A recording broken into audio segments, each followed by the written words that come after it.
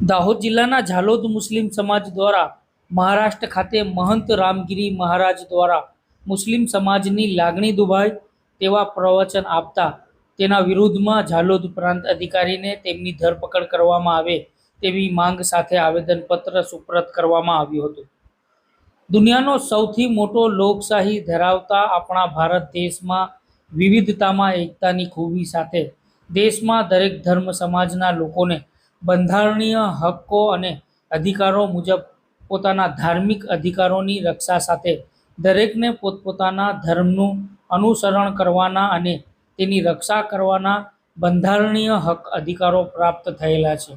અને તે મુજબ દરેક ધર્મના લોકો પોતે પોતાના ધર્મનું અનુસરણ કરતા આવે છે, જેમાં કેટલાક નફરતી માનસિકતાવાળા લોકો તેમના નફરતી વાણીવિલાસ દ્વારા કાયદાની અવગણના કરી દેશની એકતા અને અખંડિતતાને નુકસાન પહોંચાડવાનું અવારનવાર ઇરાદાપૂર્વકનું હીન કૃત્ય કરી રહ્યા છે।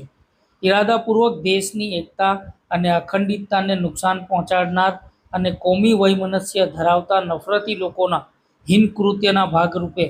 મહારાષ્ટ્ર ખાતે મહંત રામગીરી મહારાજ દ્વારા તેમના પ્રવચનમાં ઇરાદાપૂર્વક ઇસ્લામ ધર્મ અને પૈગંબર હજરત મોહમ્મદ સાહેબ ઉપર હેટ સ્પીચ દ્વારા સમગ્ર દેશ અને દુનિયાના મુસ્લિમ સમુદાયની લાગણી દુભાવવા માટે ઇરાદાપૂર્વકની નફરત અને ગંદી માનસિકતાનું હીન કૃત્ય કરેલ હોય, જે આવા નફરતી હેટ સ્પીચના કૃત્યો દેશની એકતાને નુકસાન પહોંચાડે છે, જેથી